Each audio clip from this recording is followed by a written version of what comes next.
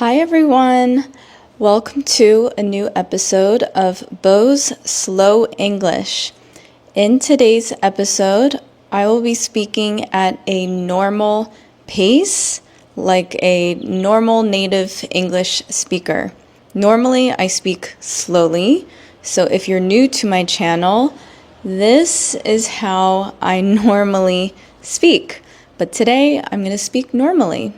This lesson is helpful for beginners, intermediate learners, as well as advanced learners. And we're going to talk about money.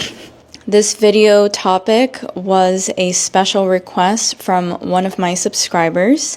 And thank you, whoever that was. I have a lot to say about money. I have a few things to discuss before I get into the lesson. I just finished my first ebook.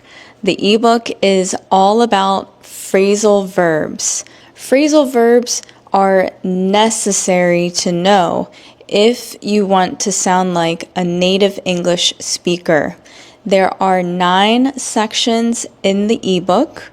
There are 90 phrasal verbs, including for morning routine, I get up. I wake up and stretch. I use phrasal verbs probably every other sentence, so it is necessary for you to know.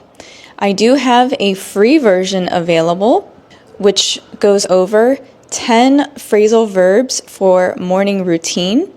And then I have 8 other sections available, such as transportation, travel, evening routine, going to the doctor, and a few more. So if you're interested, I will put the link in the description, and in about a few days from now, I will be posting a big announcement. I am going to be offering an 8-week speaking course. So if you are serious about learning English and you need a friend to talk to, my course will have a maximum of 6 students. There will be no textbooks.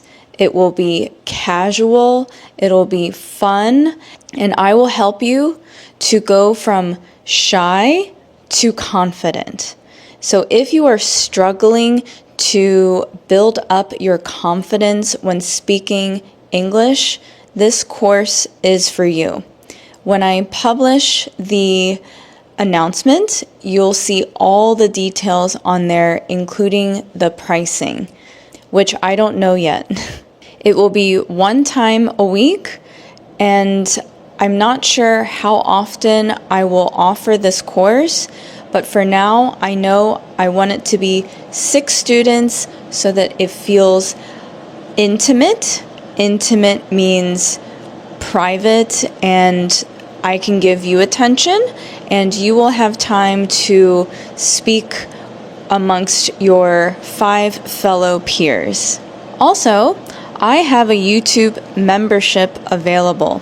So if you would like to jumpstart, which means fast track, which means to move along quickly with your English learning journey, I encourage you to join the membership. When you are a member within my community, you will receive some private videos within the community post, and I will also be posting some short lessons on there that is not available to the public. Plus, you will have access to all of my videos earlier than when it gets posted to the public. Please like this video to show your support. It keeps me motivated to post videos for you almost every day. And please click the subscribe button so that we can learn together. All right, let's talk about money. Let's start with a common phrase that Americans use when they're describing the cost of something. They may use the word buck. So for example, this lotion is $5. I don't say the word buck to clients. It's a very casual, informal term, so just be careful how often or when you are using it. And now let's talk about the different types of cards that you could use. Cards. A debit card is used at the bank or ATM. You can also use it in the store. And within my debit card, I have two accounts, my checking and my savings account. So I talked about this before in one of my recent videos. The topic was about going to the bank. A debit card is usually not going to accumulate, which means add, points or any type of reward system. On the other hand, I have credit cards, and the way that I use credit cards is to accumulate points or miles. Miles or points would be used towards travel. Well, that's how I prefer to use the points and miles, but you can also use it towards other purchases, or you can use it towards paying off your credit card. Now let's talk about salary versus hourly pay. I also discussed this in a previous video. A salary is when you have a set annual pay. Annual means yearly. An annual pay for the year, and your paychecks are split up based on your salary. So, for example, if let's say I make $12,000 as a salary, then each month I am making $1,000.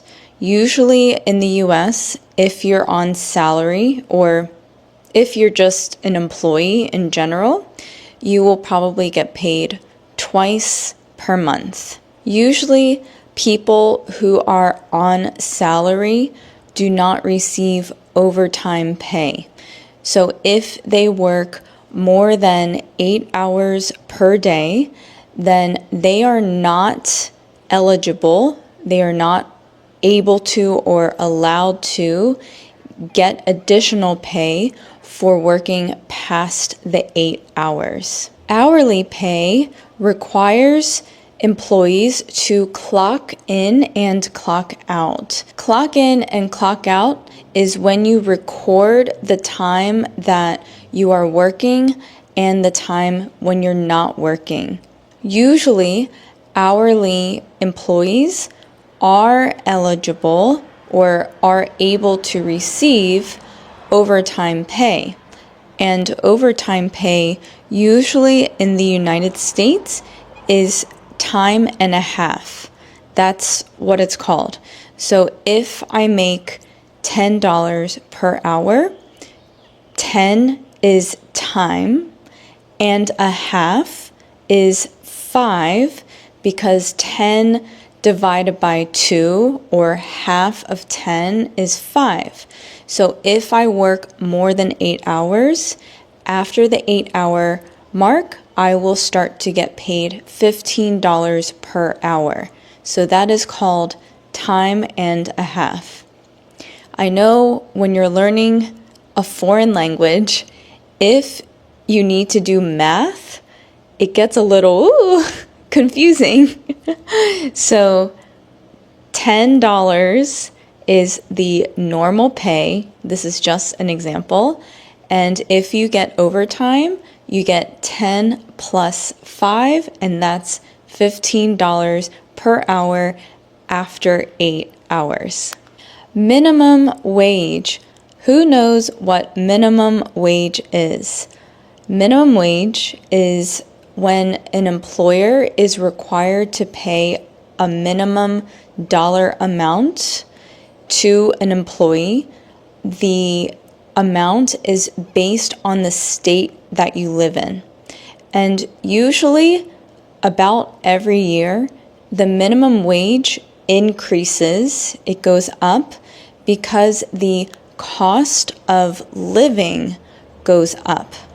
Cost of living is like food, rent, all the essential things to help you to live. Those costs increase, so the minimum wage will increase as well. Taxes. Nobody likes to do taxes. Taxes are due around, I think, April 15th in the United States.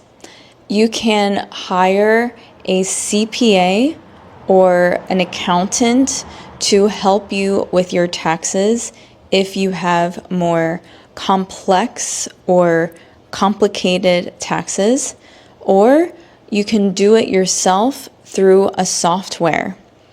I've been doing my own taxes for at least 15 years through a software, but eventually I might need to get a CPA, which is I think, certified public accountant.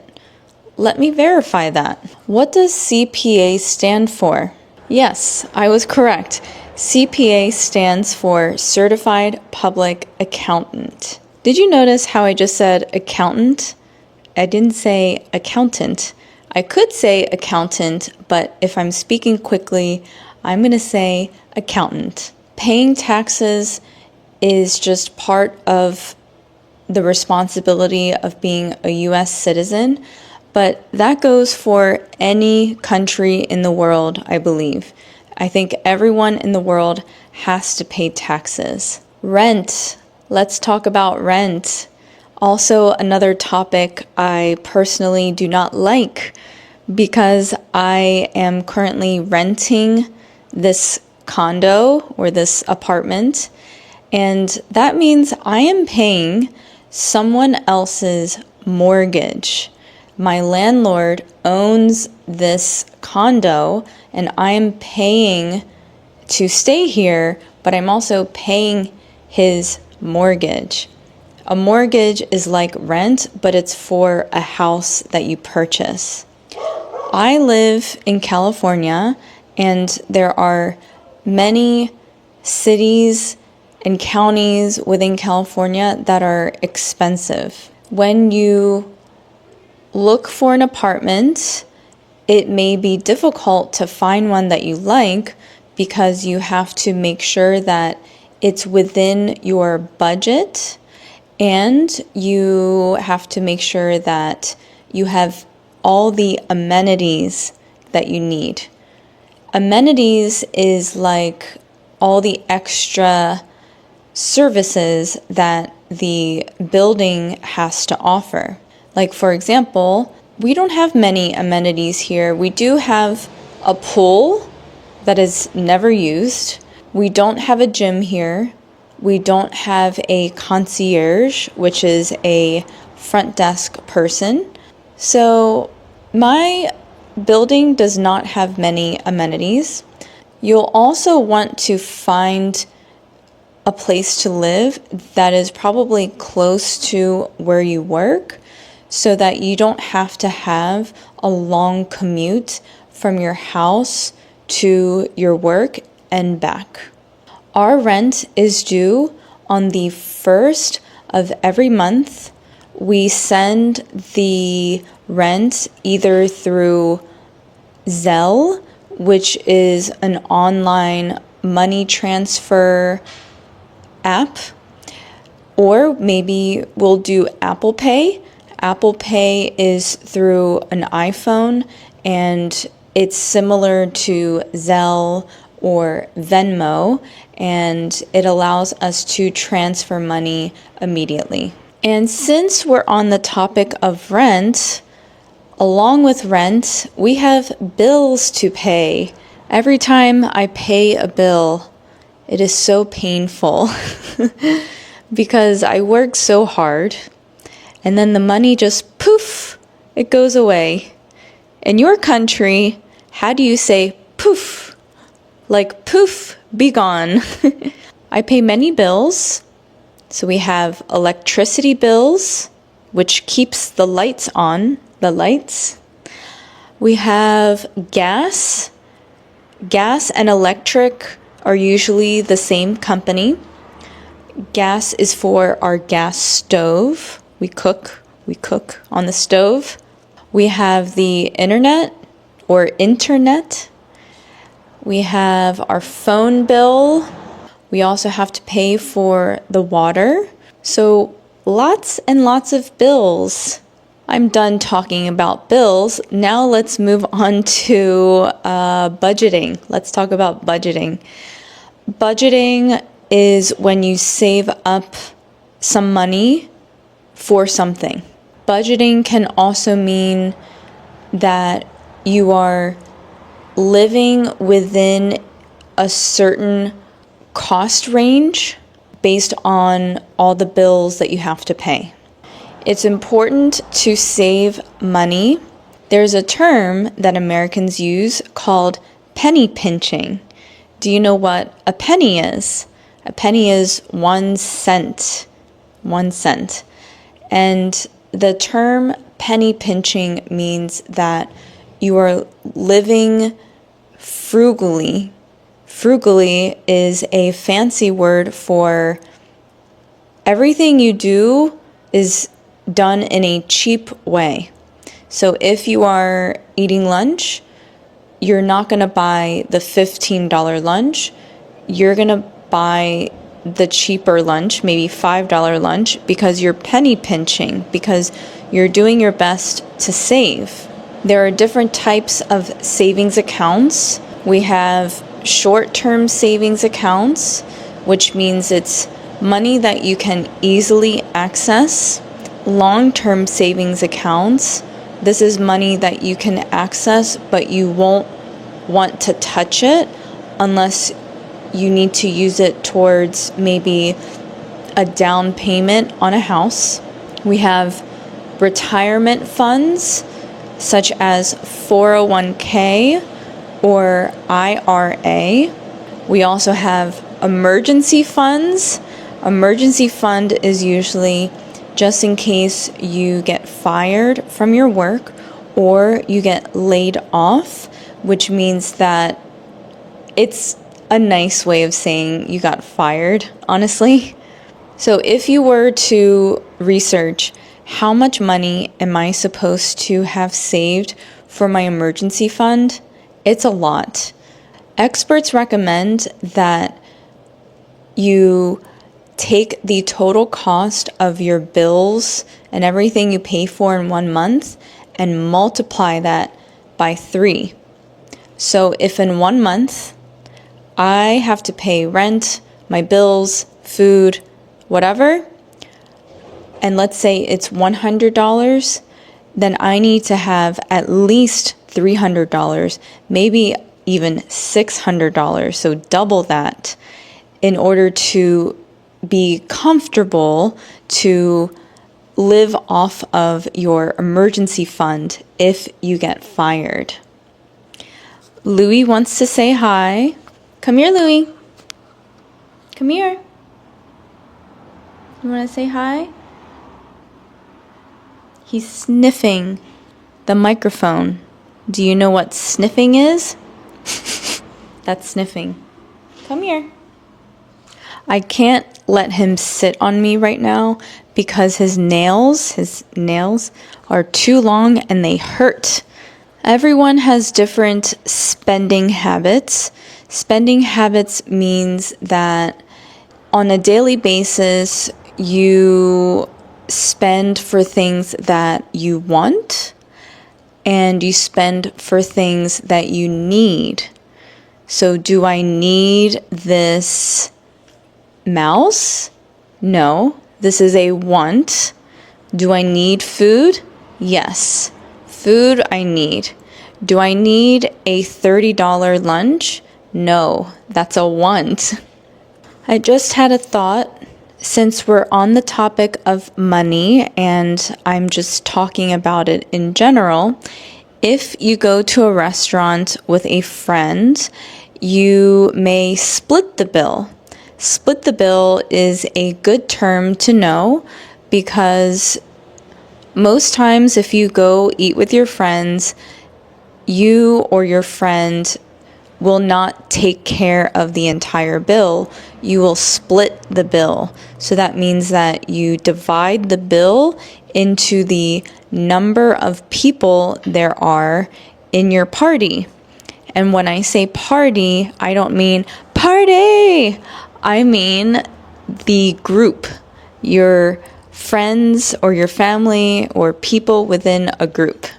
You might hear people say, I'm on a tight budget.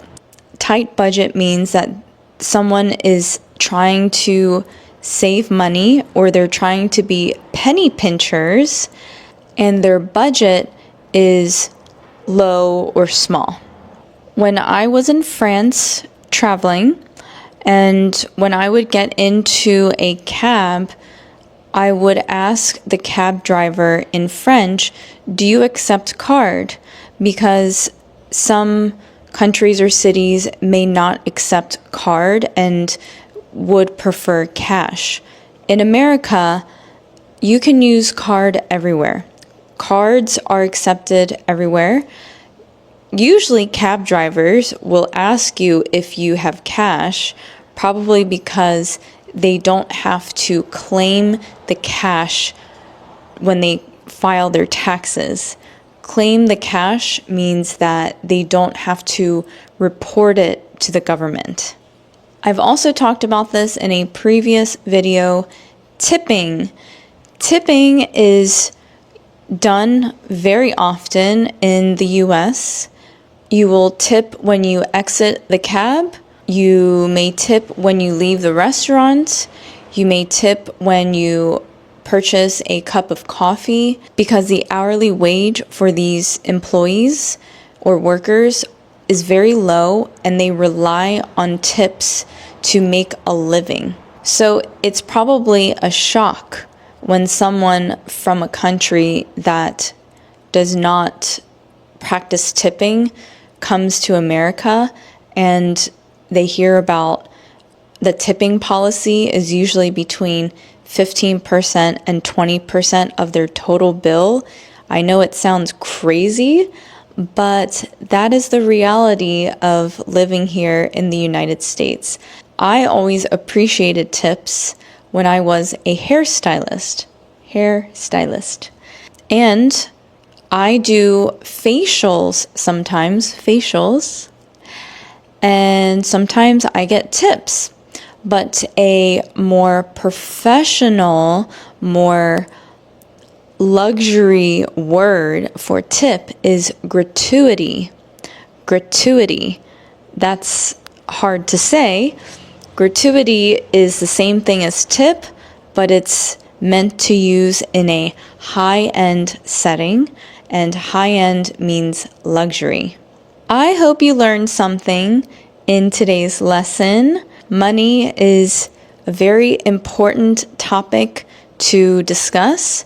Sometimes it's an uncomfortable topic to discuss, but it is part of life and we have to talk about it. Feel free to comment if you have any suggestions for a future video. I have a running list. Let me show you what that means. It's a list of items that I keep track of, and a running list is I keep adding to it. So I read everyone's comments. If you have a special request for a topic, I write it down here. Please don't forget to support my channel with a like and a subscribe. And if you're interested in learning with me and talking to me, then keep in mind I have that course coming up soon. Thank you for watching. Have a great day. Bye.